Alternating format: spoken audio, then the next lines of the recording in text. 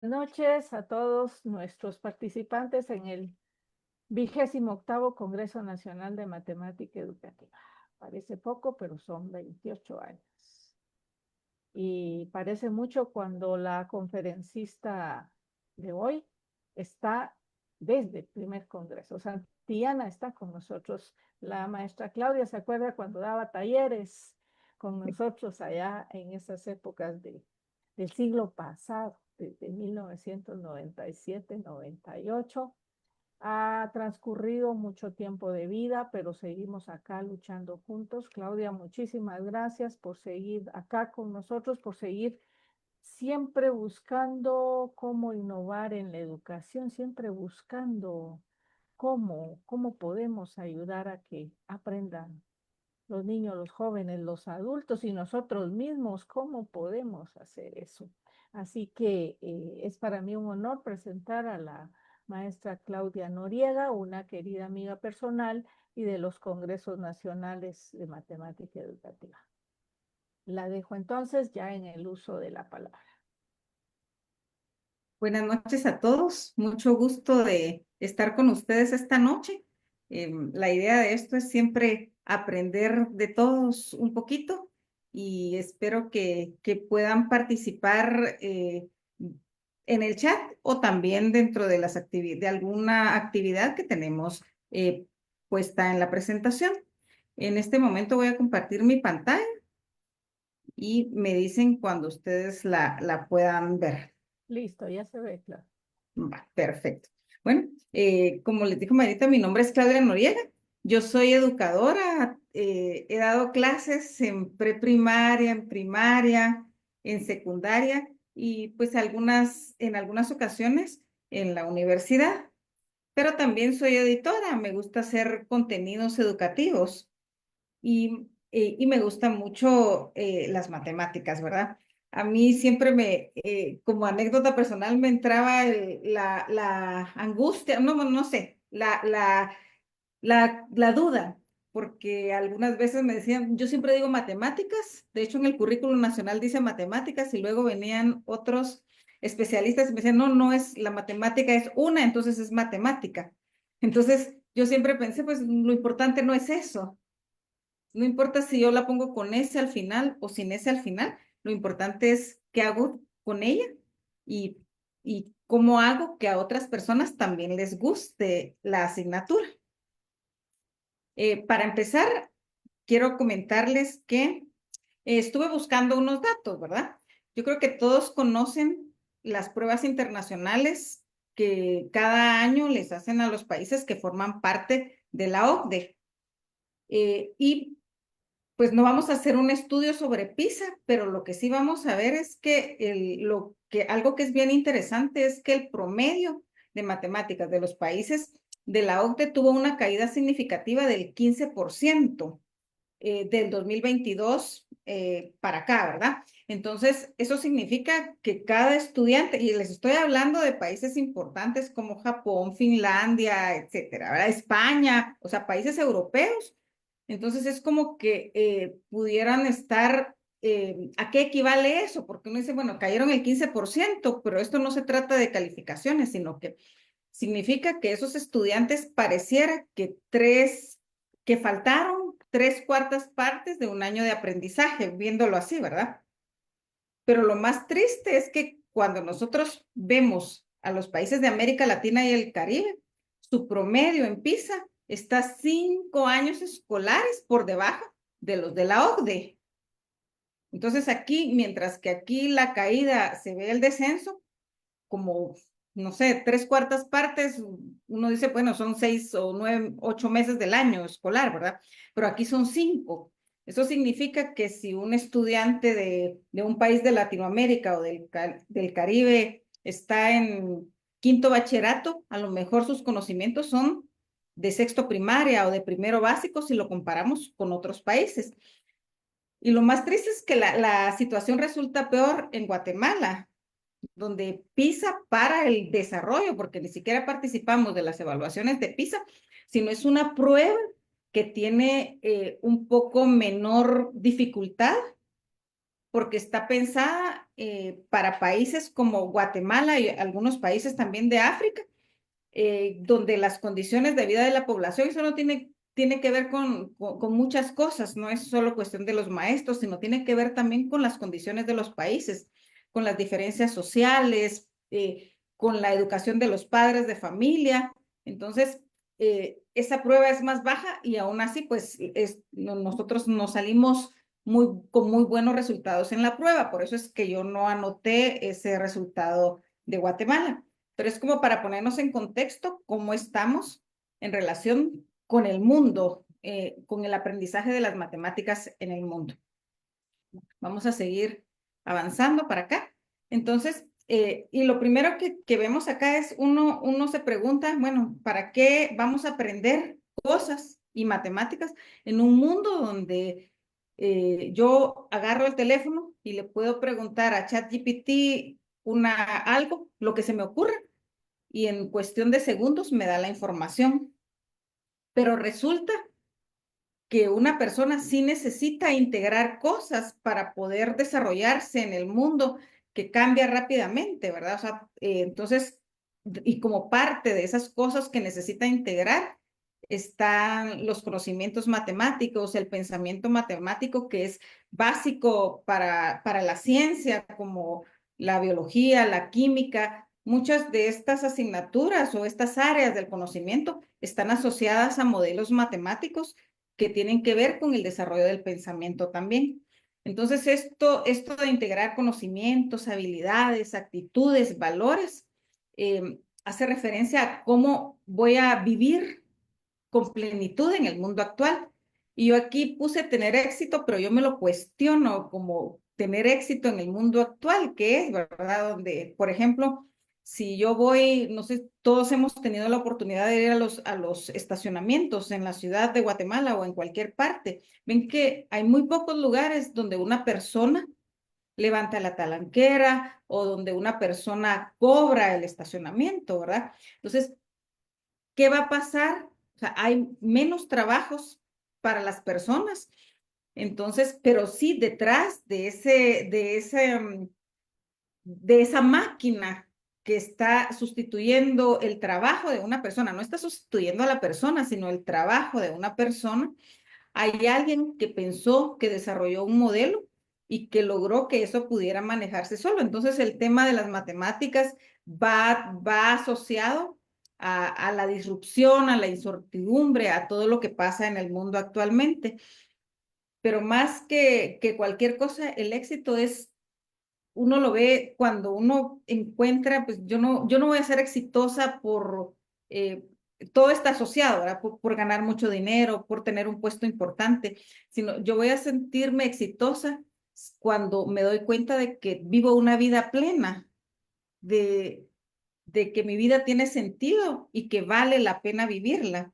Y eso es importante que como docentes acompañemos a los estudiantes en ese proceso que les permita llegar a tener una vida plena.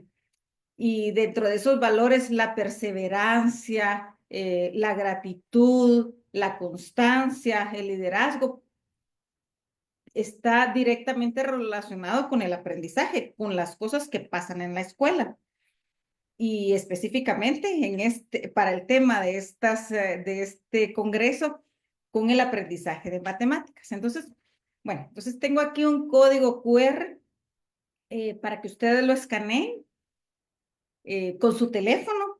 Yo sé que hoy todo el mundo tiene el teléfono a la mano, yo tengo aquí el mío, ¿verdad? También. Entonces, creo que es muy fácil y dentro de ese QR, no sé, yo creo que lo tengo puesto un momentito, pero me voy a cambiar de pantalla y voy a ver, todos llegan a este lugar, ¿verdad? Entonces van a encontrar la información. Entonces quisiera que respondieran esta pregunta. ¿Qué mito del cerebro has escuchado con más frecuencia? Y hay 6 cosas. De hecho, cuando estuve leyendo hay muchos mitos sobre el cerebro, ¿verdad? Pero yo elegí solo 6 por cuestiones del tiempo, ¿verdad? Entonces, no sé si todos pueden marcar y revisar lo que está pasando. Entiendo que hay 50 participantes, pero todavía nadie ha respondido. Entonces, aquí vamos ya. Ya están Claudia, respondiendo. perdón, ¿podría poner de nuevo el código para que todos puedan escanear? Sí, Gracias, gracias. sí, Listo. sí llegan al código. Entiendo que sí, porque ya alguien contestó. Sí, Va. Entonces, hay 6 opciones, 6 mitos.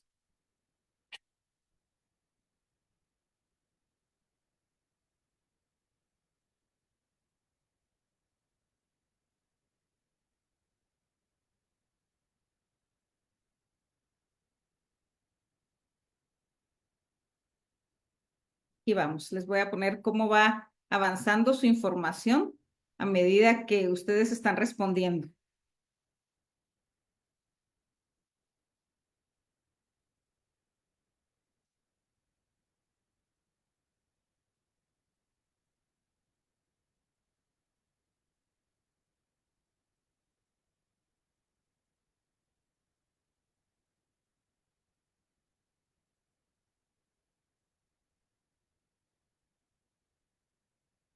Vamos a dar un tiempito.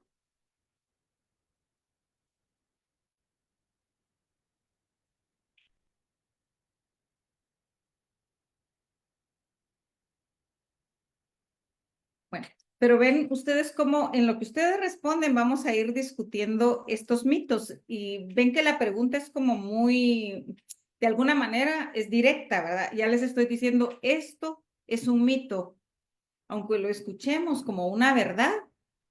Los nuevos estudios de neurociencia han demostrado que eso en realidad no pasa, ¿verdad? Entonces vamos a la primera, ¿verdad? Usamos solo el 10% del cerebro. No es cierto, el cerebro está funcionando totalmente interconectado todo el tiempo. Luego tengo en la siguiente, ¿verdad? Las neuronas que no se usan se mueren. Tampoco es cierto, ¿verdad? Las neuronas están ahí. Lo que a veces no pasa es que una neurona se conecte con otra. Si no damos el suficiente entrenamiento, ¿verdad? Luego también el tema de la neuroplasticidad cerebral ha derribado el mito de que a medida que avanzamos en edad no podemos aprender cosas nuevas.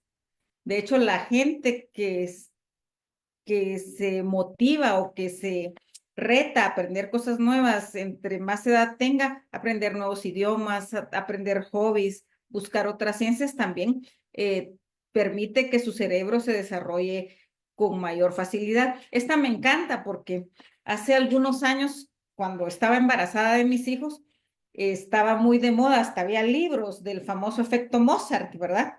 Entonces, lo que decía es que si uno escuchaba música de Mozart o música clásica en general, pues el bebé iba a tener mejor desarrollo y iba a ser más inteligente. Bueno, no sé, todas esas cosas se hablaban. Hoy se sabe que no, que lo que realmente ayuda a hacer más interconexiones neuronales no es escuchar la música como tal, sino tocar música, hacer música, un instrumento, cantar. Es diferente solo escuchar que hacer que el cerebro trabaje con un objetivo específico para establecer nuevas conexiones neuronales. Y luego también otro mito es que el tamaño del cerebro en las personas, estamos hablando solo de seres humanos, por supuesto, ¿verdad? Entre más grande es el cerebro de una persona, pues más inteligente es y pues la inteligencia no tiene nada que ver con eso, sino con las conexiones neuronales que se establecen entre ellas. Bueno, entonces muy bien, aquí ustedes están viendo que el mito que más han escuchado es el uno, ¿verdad? Que solo se usa el 10% del cerebro y que todo lo demás está subutilizado y eso no es cierto, ¿verdad? Bueno, entonces esto era solo como un pequeño eh, como, como aperitivo para lo que viene en adelante. Vamos a seguir avanzando. Y entonces, para empezar y ver cómo aprendemos, Entonces, yo no voy a dar una clase sobre las partes del cerebro porque no es el propósito de esto, pero lo que sí es que cuando nosotros hablamos de aprendizaje, estamos hablando de estas conexiones que se establecen entre una neurona y otra, y que esas conexiones pueden irse ramificando a medida que más utilizamos las neuronas. No se mueren, no se pueden, el mito de que no se pueden regenerar tampoco es cierto, ¿verdad? Como el cuerpo se puede reconstruir a medida que le vamos dando todas las condiciones necesarias para que eso ocurra. Y tiene que ver con dormir bien, con alimentarse bien, con hacer ejercicio y también con estimular al cerebro a través de diferentes actividades o ejercicios sistemáticos, ¿verdad? Bueno, entonces aquí estamos. Entonces, digamos, si nosotros ponemos eso pensando en un proceso de aprendizaje, ¿verdad? Y quiero contar una historia a partir de estas próximas 4 diapositivas, ¿verdad? Entonces, yo elegí esto porque yo estudié biología. Mi primera carrera universitaria es que yo soy profesora de biología y de química. Por eso también aprendí matemáticas, porque en esas asignaturas, o sea, se necesita todo ese conocimiento matemático para poder aprenderlas. Entonces, esto me recuerda a lo que yo hacía cuando era niña, ¿verdad? O sea, mientras que a muchas personas les daba, no sé, como nervios, por ejemplo, una lagartija. A mí me encantan las lagartijas. Entonces, tomar una lagartija, agarrarla, jugar con los zompopos cuando empieza a llover. A mí me encantaba, por ejemplo, colocarme un sonpopo en la mano. Yo no sé si ustedes se lo han colocado alguna vez y sentir cómo, cómo pareciera que ese sonpopo toma ese ronrón, perdón, también los sonpopos, pero estoy hablando específicamente de esos ronronritos que se meten a las casas cuando empieza a llover y que si uno se los pone en la mano, pareciera que le jalan un poco la piel, ¿no? Entonces, esas experiencias que uno vive, pues me encantaban los animales, me encantaban las plantas, y eso traía algo que es muy importante para el aprendizaje. Ver eso me causaba sorpresa, alegría, a uno le causa fascinación, o sea, eh, me asombraba mucho esas cosas, ¿verdad? Yo veía que mucha gente le tenía miedo a los sapos, por ejemplo, o a los insectos, y a mí me parecían preciosos, ¿verdad?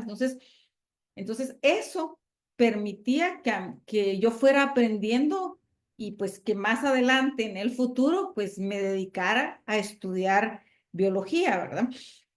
Y eso después nos lleva a aprender. Entonces, si regreso acá, ¿verdad? Si vivo una experiencia, si esa experiencia está acompañada de alegría, de asombro, de fascinación, de entusiasmo, va a ser que a ese aprendizaje le demos un significado, porque va a ser importante para nosotros. Entonces, ven aquí dentro de todo este proceso, hemos hablado de muchos conceptos que seguramente ustedes ya han escuchado a lo largo del tiempo. Ustedes han oído hablar de aprendizaje significativo, han escuchado hablar del aprendizaje experiencial, del descubrimiento, de la motivación para aprender. Entonces, todos estos conceptos se resumen en esto. Tengo una experiencia que me hace feliz y eso le da significado y entonces aprendo y me motivo. Y entonces me lleva a ¿qué es aprender, verdad? Yo estuve buscando como muchas definiciones de aprendizaje y hace muchos años cuando empecé a estudiar magisterio en el año 83, o sea, ya ven que ahí ya les dije que ya tengo muchísimos años de edad también, ¿verdad? Pero empecé a estudiar magisterio en el año 83. Entonces uno, pues leía la famosa didáctica de Nerici y pues daban unas definiciones y otras varias, ¿verdad? Pero tengo esa porque era como que la más famosa en aquel entonces.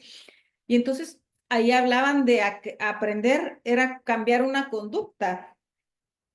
Y entonces se planteaban objetivos. Entonces, si mi conducta es leer o resolver una adición, entonces estoy cambiando la conducta y eso es el aprendizaje.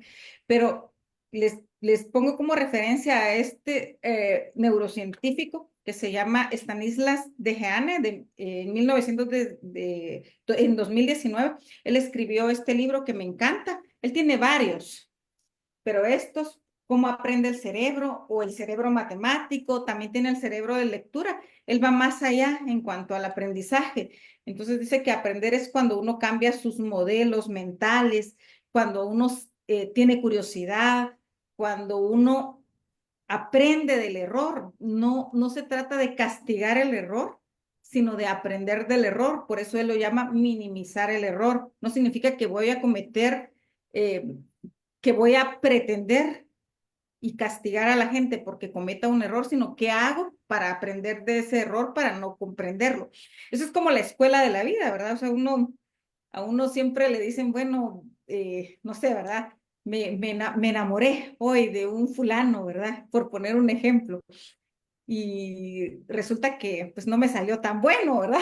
Entonces, paso 2 meses después, eso me pasaba cuando era adolescente, ¿verdad? Ahora ya pues ya no ando en la búsqueda del compañero, ¿verdad? Pero en esa época a uno le pasa, ¿verdad? Y resulta que va y le sale y uno dice, me salió igual, ¿verdad? Y lo mismo deben decir los hombres, ¿verdad? Le sale igual. Entonces es como, pareciera que uno no aprende de las experiencias. Y entonces el tema acá es aprender de los errores para no volverlos a cometer, ¿verdad? A cometer. Y luego como observar mucho, como qué tan feliz, aquí cuando habla de recompensa no estoy hablando de conductismo, que me voy a premiar cada vez que hago algo bueno, sino cómo me siento después de haber aprendido algo, de sentir que soy capaz de hacer cosas. Entonces, llegar con un estudiante que al que le ayudamos y promovemos a que aprenda, es una experiencia de recompensa positiva mejor que darle una carita feliz, por ejemplo, ¿verdad? O sea, la recompensa va más allá, va más allá de una cosa material, va más allá de algo que tiene que ver con las emociones y con los sentimientos de las personas. Y eso es muy importante. Todos los modelos de competencias del siglo XXI que hoy están definidos, que son muchos los de la UNESCO, los de la OCDE, todos hablan de una competencia del siglo XXI que tiene que ver con estar bien, con bienestar emocional y lo que les hablaba al principio de la vida plena. Entonces, eso es aprender. Entonces, cuando yo logro que a un estudiante le guste aprender matemáticas, sienta que puede hacer las cosas, que sea capaz de resolver un problema, entonces quiere decir que estoy promoviendo un aprendizaje. Entonces nos salimos de los modelos, ¿verdad? O sea, yo en mi época le tenía miedo al profesor de matemáticas. Recuerdo que tuve uno en la universidad que dijo, es que en mi clase solo hay notas de calendario. Y yo así como, bueno, ¿qué significan notas de calendario, verdad? Y entonces, al hacer la pregunta, dijo, entre 1 y 31. Y uno, imagínense qué susto, porque se ganaba con 60 entonces. Entonces, ni siquiera iba a ganar, menos aspirar a tener un 100, ¿verdad? Entonces, yo entro con miedo a un curso de matemáticas y eso, pues, es una recompensa, pero es una recompensa negativa. Entonces, yo tengo que tocar primero el corazón, las emociones, ¿verdad? Y un aprendizaje emocionante, no es que voy a llevar una jirafa a la clase, ¿verdad? Para que la gente se emocione, sino que hago para que mi estudiante se sienta bien. Bueno, entonces llegamos al tema de esto, ¿verdad? Porque nosotros aquí en esta exposición, en esta charla, pues me planteé la idea de un poco yo leo mucho a un neurocientífico que se llama Héctor Ruiz Martín.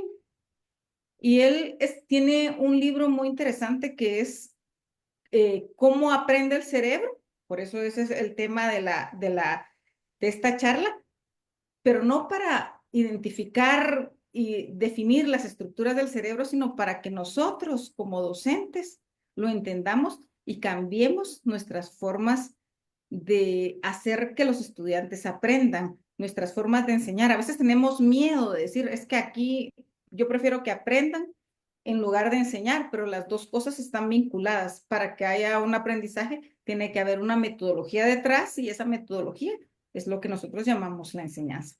Entonces, las neurociencias son varias y lo que hacen las neurociencias a nivel científico y biológico es estudiar al cerebro, cómo funciona el cerebro, cómo siente el cerebro, cómo percibe.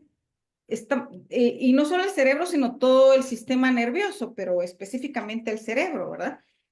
Entonces, pues como hay neurociencia para todo, pues también hay una neurociencia cognitiva que lo que hace es analizar cómo el cerebro recibe, integra y procesa la información porque eso al final da como resultado un proceso cognitivo. O sea, eso ya lo han venido estudiando desde la psicología positiva hace algunos años. Y entonces no significa, bueno, antes primero fueron no sé, los psicólogos cognitivos y no significa que eso ya no sirva, sino que la ciencia se va construyendo sobre la base de conocimientos anteriores. Entonces, al entender cómo aprenden las personas, cómo funciona el cerebro, entonces vamos a aprender, buscar mejores maneras de aprender. Entonces, yo quiero que recordemos a Piaget. A ver, como todos los que están aquí en el Zoom, si me pueden mandar un emoticón, a ver, o un corazoncito, todos los que han escuchado hablar de Piaget. Amo, ya vi un corazoncito a Cintia, ya están llegando los corazoncitos, gracias. Bueno, entonces, pues en alguna parte en algún momento de nuestra vida hemos estudiado o leído algo de Piaget, ¿verdad? Entonces, voy a poner un ejemplo y lo he seleccionado porque Stanislas Dehaene recuerda este experimento de Piaget. Entonces, ¿qué decía Piaget? ¿Se acuerdan que él estudió el desarrollo cognitivo en niños? Entonces, él fue el que definió que los niños entre los 6 y los 13 años, que más o menos es la primaria, están en la etapa de las operaciones concretas. Entonces, necesitan tocar, vivenciar, etcétera, ¿verdad? Pero antes, en la etapa preoperacional, pues entonces él hizo sus experimentos. eh, y uno de sus experimentos fue este. Entonces, que tenía que ver con la conservación, o sea, había conservación de volumen, por ejemplo, él decía, le ponía a los niños dónde cabía más agua, si en un recipiente grueso, y luego ponía la misma cantidad de agua en un recipiente delgadito, y pues intentaba que los niños definieran dónde había más cantidad de agua hasta que descubrieran que tenían lo mismo, pero que era la forma del recipiente, ¿no? Entonces esa era la conservación de volumen, pero este específicamente hablaba de la conservación del número. Entonces, lo que Piaget descubrió en esos experimentos es que a los niños pequeños, estos eran los niños menores de 4 años, entonces él les preguntaba, cuando les presentaba este primer ejercicio, 2 filas de puntos, no sé, de lo que fuera, incluso con personas, ¿verdad? Y entonces, si las filas estaban alineadas al principio y al final, el niño fácilmente reconocía que tenían la misma cantidad. Pero en la siguiente parte del ejercicio les ponía más dificultad. Y entonces ven que ahora aquí la línea se ve más larga, pero hay menos puntitos. Entonces aquí hay 4 y aquí hay 6. Entonces, cuando el niño era capaz de decir que aquí había más cantidad en la parte de abajo, aunque estuvieran más separados, había alcanzado un nivel cognitivo que superaba, que él ya era capaz de identificar la conservación de número, de cantidad en este caso, ¿verdad? Entonces, eso es un poquito recordando algunos de los experimentos de Piaget. Lo pongo como ejemplo porque Stanislas Dehaene lo vuelve a hacer, él lo refiere en un libro, ¿verdad? Y que se llama La trampa de Meller y Weinberg. Y es muy interesante porque ven que si yo regreso acá, son los experimentos de Piaget, solo que ellos en lugar de poner puntitos, le pusieron a los niños, todos han visto las botonetas esas de M&M, que hay amarillitas, rojas, etcétera. Ay, no sé qué estoy A haciendo. Stephanie la van a operar mañana. Entonces, algo, no sé si fui yo la que activé algo No, aquí. ¿ves? Por favor, apague su micrófono. Bueno, entonces, él refiere que a los niños, en lugar de ponerles puntos, les pusieron botonetas. Y cuando les pusieron botonetas, el niño siempre eligió la que tenía más cantidad, aunque estos estuvieran separados. O sea que este ejercicio primero, que tenía 4 puntitos y aquí 6, si solo les ponía el puntito, el niño pequeño a la primera no era capaz de identificarlo.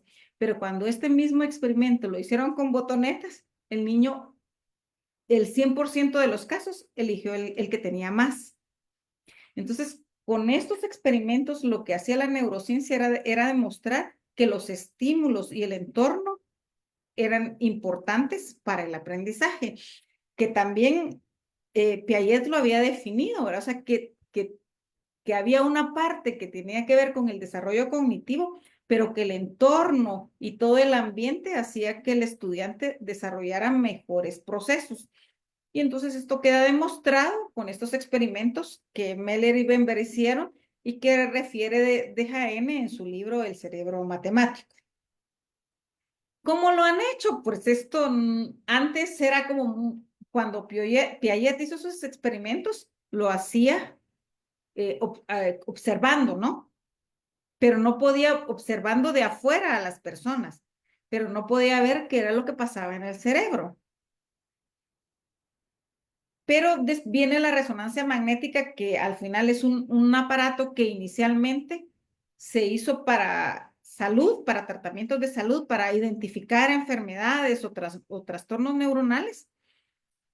Se empezó a utilizar para entender cómo funciona el cerebro durante el aprendizaje.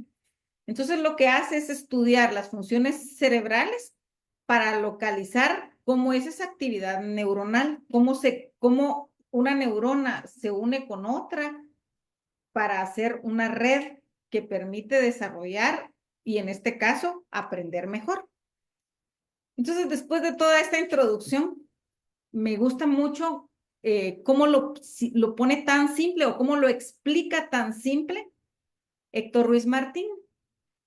Héctor Ruiz Martín, en todos los estudios que él ha hecho de neurociencia, dice que para aprender se necesitan un proceso de 3 pasos: codificar, almacenar y evocar.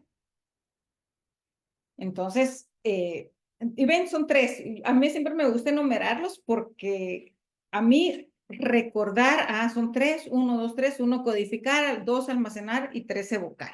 Entonces, ¿cómo ocurre cada uno, verdad?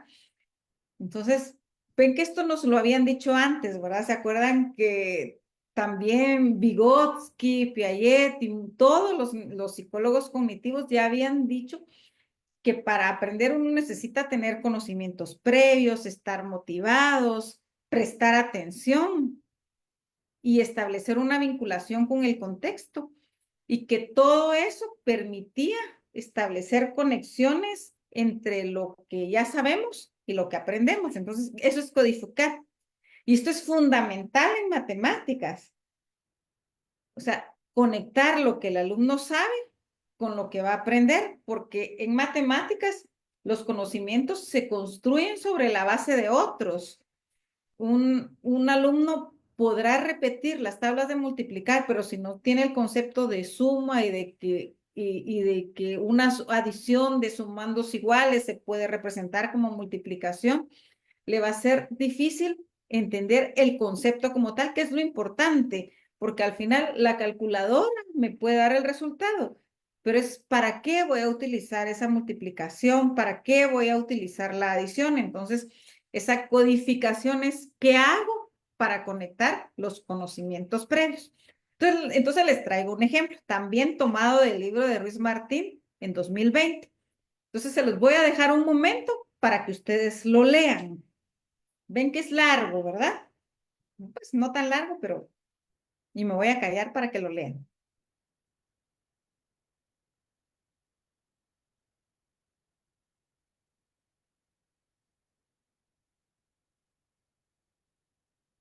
Bueno, ¿ya lo leyeron? Ahora se los voy a leer yo y lo escuchan. Dice, en primer lugar, las separamos en dos grupos. Procederemos con un y después con el otro para evitar problemas irreversibles. Los productos por emplear variarán según el grupo. También es importante que la temperatura sea la adecuada. El tiempo que se emplee marcará los resultados. Al acabar, resulta fundamental extraerla enseguida porque si se deja, habrá que volver a empezar. Mayrita, ¿usted de qué cree que estamos hablando?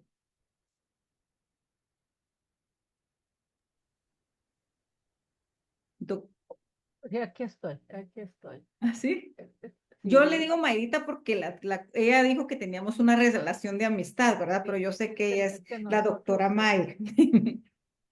de hacer un pastel, De hacer un pastel. ¿Por qué? A ver, cuénteme por qué.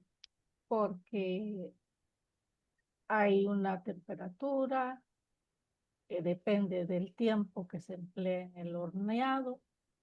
Cuando ya está hay que sacarla porque si no se quema.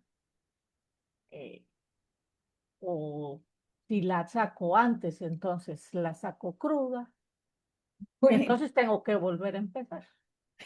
bueno, entonces, ven, ahora les voy a agregar algo y ella lo relacionó con algo,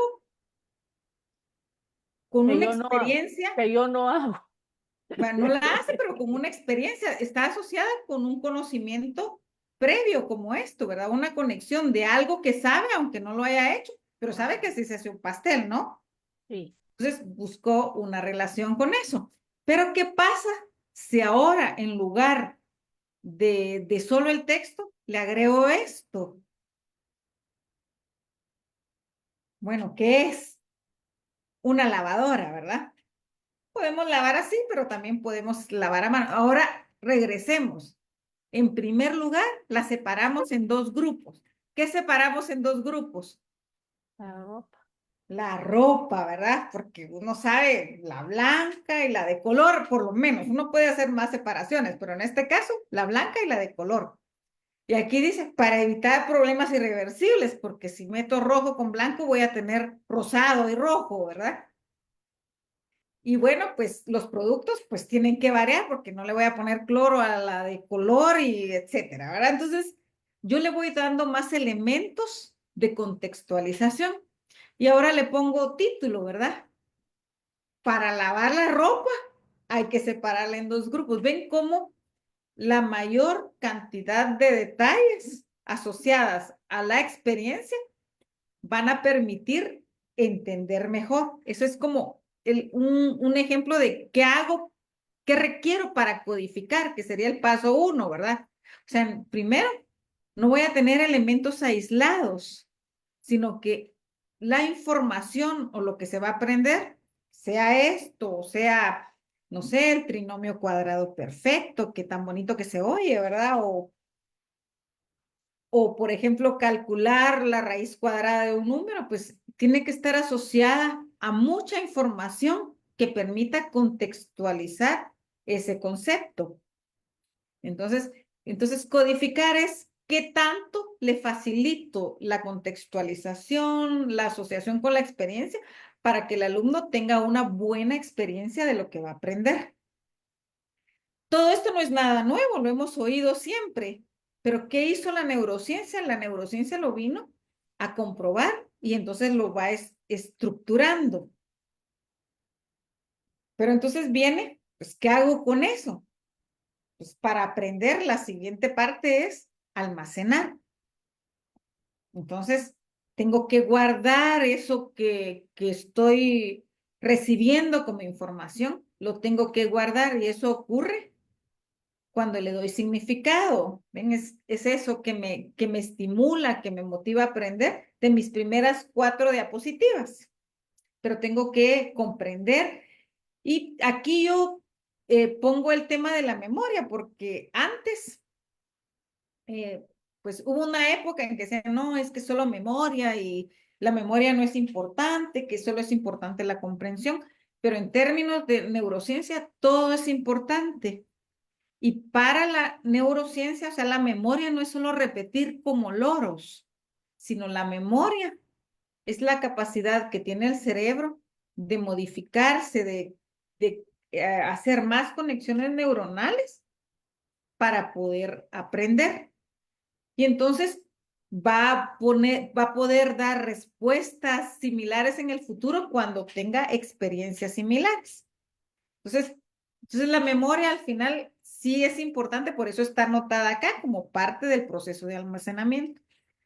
Y entonces hay memoria de trabajo y memoria de largo plazo, así como en las computadoras, ¿no? La memoria RAM y luego pues la memoria la de consumo y la que se va guardando en el disco duro, algo así, ¿no?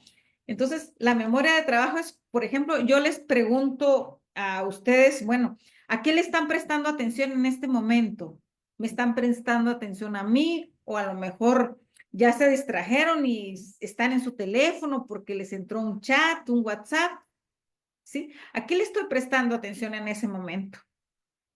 Si yo puedo definir o por ejemplo, podría pensar en qué está pensando ahora, ¿verdad? Entonces, o lo cambio, ¿qué tipo de información está ocupando en este momento? Mi atención es la memoria de trabajo, lo que estoy haciendo en este momento. ¿A qué le pongo atención?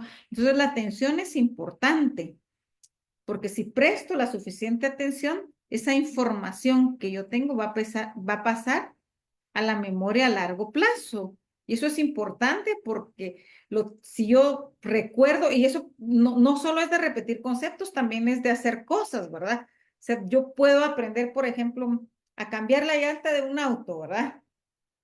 Entonces, yo al principio pues tengo que estar como prestando atención o tengo que entender qué pasa primero, qué pasa después, pero una vez yo aprendí, tengo la habilidad de cambiar la llanta de un carro o la habilidad de multiplicar o de hacer estimaciones o de hacer cálculos matemáticos. Entonces, Licenciada, sí, buenas noches, licenciada. mucho gusto, Giovanni. Vea que yo le comento una experiencia. Sí, En el 2021, eh, mi persona aprendió a manejar moto y costó. Y vea que eso de la inteligencia espacial, tener ujú, distancia de cuando uno se estaciona, hasta ahí lo llega a practicar uno. Y cuando usted aprende todos los pasos para conducir, pues la mente no se le olvida y lo tiene, ya sabe cómo se hace esto, te dan otra moto, ya sabe cómo se hace esto, entonces sí, la memoria es muy importante, claro que sí, porque lo que uno aprende como es como un aprendizaje constructivista, digamos, lo que aprendí, cómo lo aprendí y todo eso, pues se le queda a la mente. Por ejemplo, en mi mente todavía está cuando se me paró la moto, cuando le tuve miedo a una bajada, cuando me caí, sí. cosas así, ¿va? Quedan en la memoria, licenciada. Excelente, muy bien. Exactamente.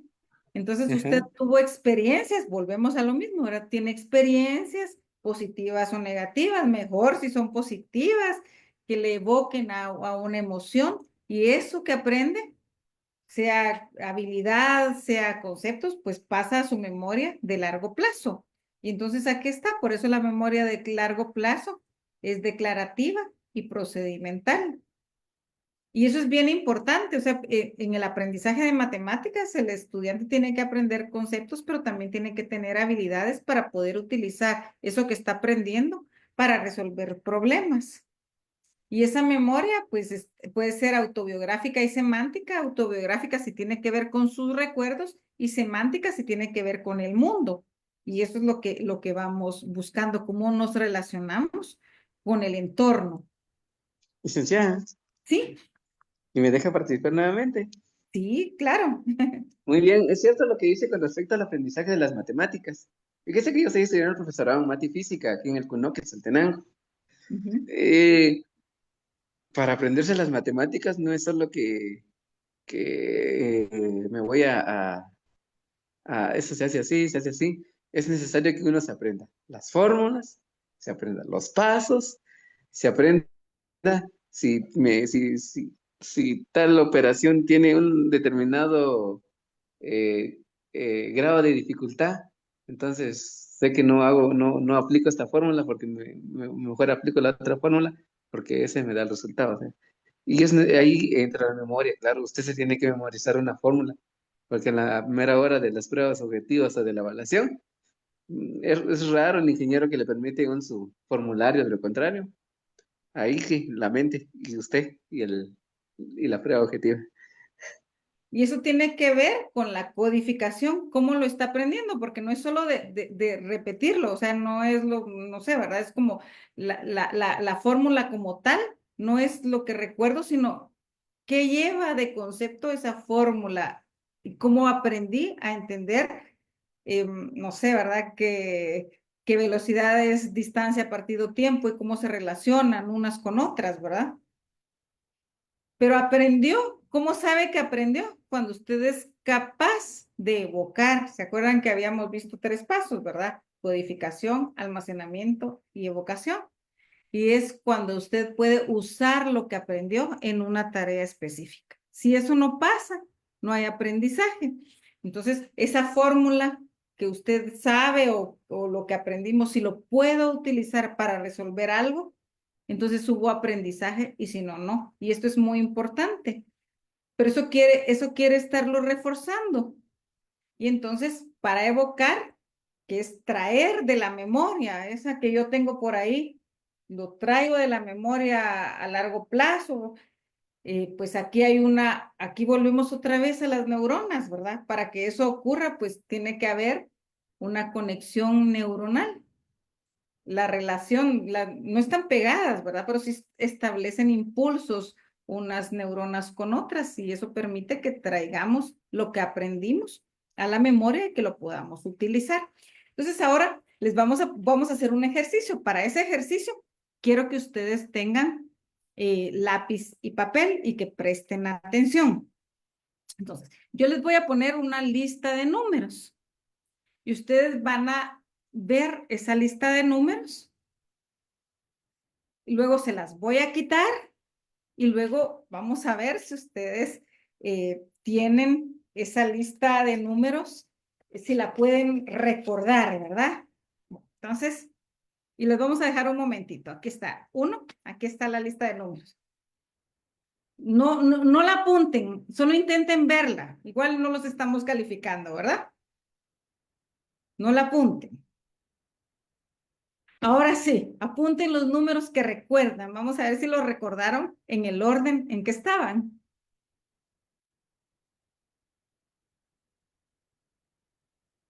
¿Ya? Ahora ustedes se van a calificar. Vamos a ver si ustedes lo pudieron recordar muchos números o no. Entonces aquí están y vuelvo a poner los números. A ver, ustedes no me tienen que contar, pero ustedes calculen si fallaron o no fallaron en alguno. O si se los aprendieron todos o ninguno, ¿verdad? ¿Cómo nos fue? Ahora vamos Yo a hacer, fallé. ¿sí? Bueno, Sí, fallé. bueno, ahí ustedes díganme cómo les fue, ¿verdad? O no, o piensen ustedes porque vamos a ir avanzando.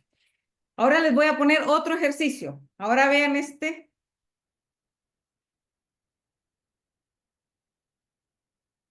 No los apunten, solo intenten aprenderlos. Ahora los quito, escríbanlos.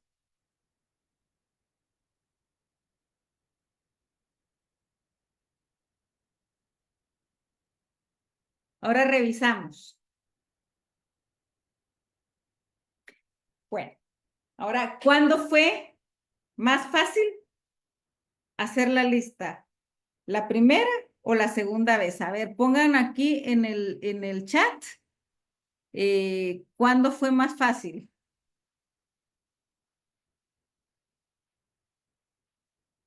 La segunda vez. Ah, alguien puso la primera, qué interesante, Magali, porque casi todos están anotando que la segunda vez pudieron, ya tengo otra persona que la primera vez.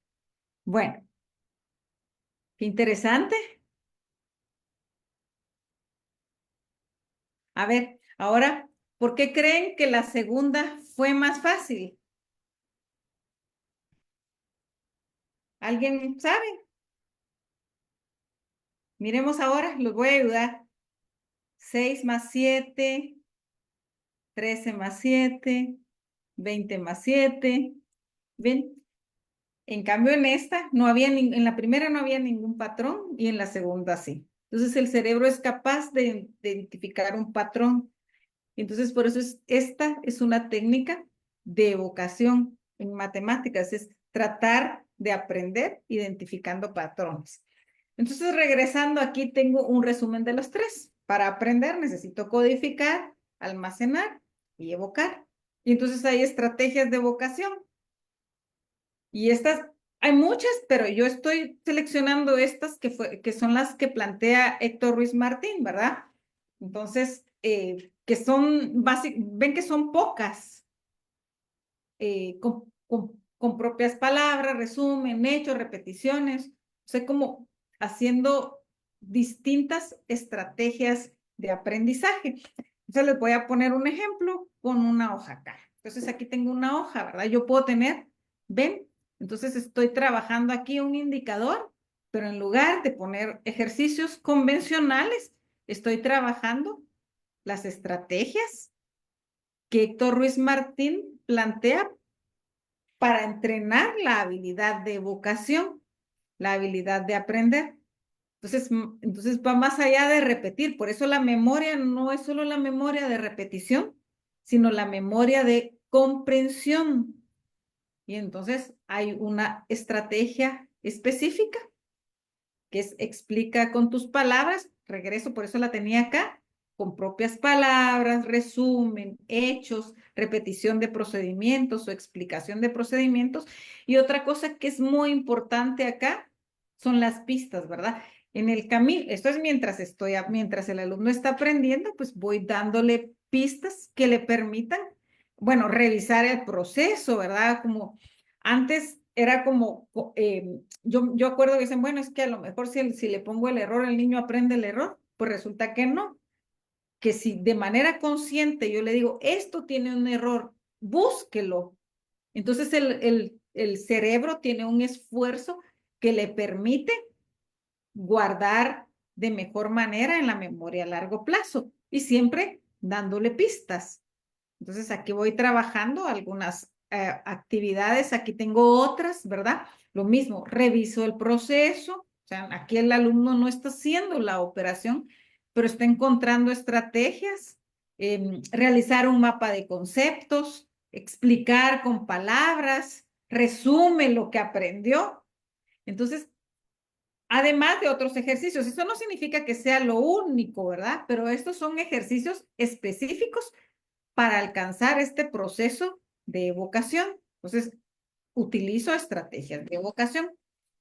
Entonces, como estoy trabajando las estrategias, entonces dice que los entrenamientos, o sea, el aprendizaje ocurre porque van a haber más conexiones neuronales.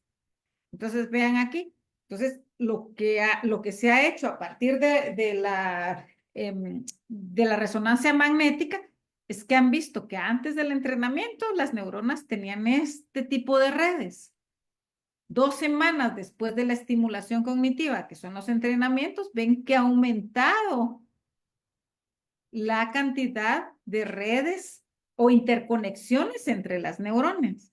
Y 2 meses después de estimulación, ven cómo ha cambiado y ha mejorado esa conexión neuronal. Entonces, esto es ciencia. Aquí detrás de estos ejercicios básicos hay mucha ciencia y mucha investigación detrás, más allá de la mera inferencia, ¿verdad? Sino que está comprobado. Eso es lo que ha hecho la neurociencia. Entonces, yo sé que en una hora es muy difícil hablar de todo lo que los estudios de investigación hacen. Pero lo que sí quisiera es como buscar a los autores. Y Ruiz Martín es muy fácil para los que lo leen entender sus explicaciones porque son tan simples como estas.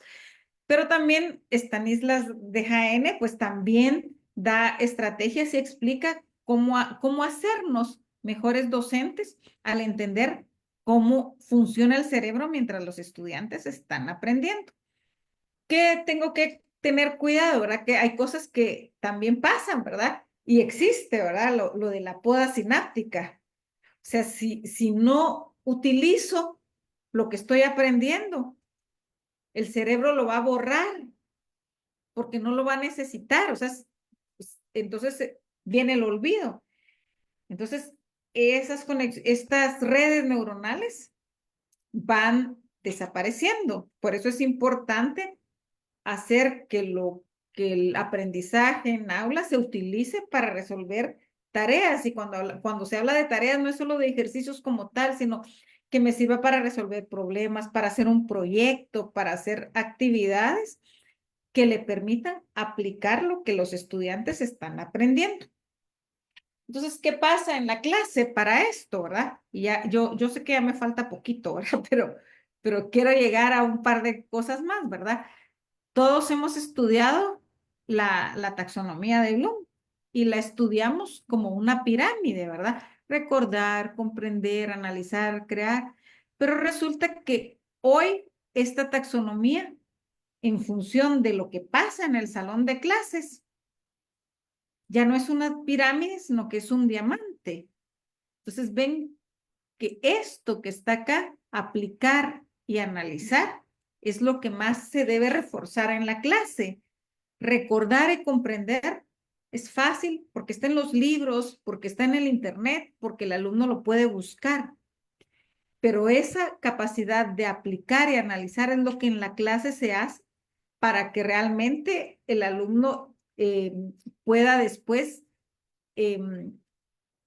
definir. Cuando hablamos de evaluar, no es un examen, ¿no? Sino la capacidad de analizar si aprendió o no aprendió, qué estrategia utilizar, qué conocimiento utilizar para resolver determinada tarea o de crear cosas novedosas, ¿verdad? Que es lo que se busca con las taxonomías y a través del aprendizaje. Y finalmente, otra cosa que les quería comentar es el tema de la evaluación, ¿verdad? Que la evaluación debiera ser una experiencia de aprendizaje, más que lo que me decía, bueno, notas de calendario, eso no debiera existir, ¿verdad? ¿Qué hago? Yo evalúo o el alumno se evalúa también para ver qué le falta aprender todavía. Es como una oportunidad para aprender. Entonces, darle otro sentido a la evaluación también es algo que la neurociencia propone, ¿verdad? Entonces, si esa evaluación contribuye a mejorar el aprendizaje, la evaluación funciona y si no, no, ¿verdad? Entonces, pues quiero cerrar con 2 cosas más, ¿verdad? Una, que pensemos en que hay un currículo que está definido para todos, pero que en la realidad nosotros tenemos distintas personas y nos pasa en la clase, ¿verdad? Aquel niño que es bueno con todos, el niño estrella, el que siempre quiere llamar la atención, el cuadrado, el inhibido. Cada niño, cada estudiante es diferente y entonces tenemos que utilizar estrategias distintas para lograr que todos aprendan. Y bueno, y finalmente, a Giovanni, que le gusta participar, me encantaría que leyera para cerrar esta hora y un minuto más que llevamos, si puede leer en voz alta este escrito de Eduardo Galeano. ¿Ya se fue, Giovanni? Bueno, si no, Aquí voy, aquí voy, aquí voy. va. Solo que voy caminando. Va caminando, pero bueno, si no se Pero- los leo yo. no, Entonces, yo lo doy. usted los lee, va, está bien. Dice, los juegos. Los fuegos, ajá. Cada persona brilla con luz propia entre todas las demás. No hay dos juegos iguales. Hay juegos grandes y juegos chicos. Y juegos de todos los colores. Hay gente de juego sereno que ni se entera del viento. Y hay gente de juego loco que llena el aire de chispas. Algunos juegos no alumbran ni queman, pero otros arden vida con tantas ganas que no se puede mirarlos sin parpadear. Y quien se acerca se enciende. Enciende. Eduardo Galeano, Uruguay. Gracias, Giovanni. Y esto pues me encanta porque que nosotros veamos así a nuestros estudiantes, ¿verdad? Algunos no alumbran ni queman, pero están encendidos. Y hay otros que arden, que dan deseo siempre, y eso es lo que también nosotros seamos un fuego para los estudiantes, que los encienda, que al estar cerca de ellos, encienda a los estudiantes. Entonces, muchas gracias por haberme escuchado esta hora y para mí ha sido un placer estar con ustedes. Muchísimas gracias, Claudia. Siempre es interesante ver otras aristas, aprender nuevas cosas y reflexionar sobre puntos que a lo mejor creemos que ya tenemos certezas, ¿verdad? Pero afortunadamente la docencia es eso, es un camino de aprendizaje y es un pretexto maravilloso para seguir aprendiendo. Por eso es que a lo mejor la riqueza de ser maestro no está en algunas cuestiones materiales, sino en toda la posibilidad de aprender. Y la responsabilidad que tenemos al interactuar con otras personas para tratar de que aprendan. ¿Verdad? Eso no es fácil, ¿verdad? Así que Claudia, muchísimas gracias por estar con nosotros en este evento. A todos ustedes, muchas gracias porque la jornada fue larga. Estamos desde las 8 de la mañana 12 a horas las y 13 media. horas presencial y a partir de las 14:30, pero estamos emocionados, ¿verdad? Queremos Licenciada, ¿me aprender. permite? Perdón, disculpe, estamos terminando la conferencia. Tengo que salir de las redes sociales porque hay otro grupo de discusión. Vamos a crear más espacios para que puedan platicar el diálogo. No basta una hora, ¿verdad? Nos faltan los pasillos para poder seguir conversando, pero por el momento tenemos que terminar acá. Muchas gracias. Sin duda en redes sociales y acá pues hay un reconocimiento y agradecimiento por lo que usted compartió en esta noche. Muchísimas gracias. A Hasta todos los que luego. nos siguen en las redes sociales, los esperamos mañana en las aulas presenciales y a partir de las 2:30 de la tarde, otra vez en las aulas virtuales. Que tengan todos una excelente Yo le mando noche. el PDF de la presentación por si la quiere compartir. Sí, yo se las comparto a todos, con mucho Bueno, gusto. hasta luego. Buenas Mucho noches. gusto. Buenas noches. Que descansen.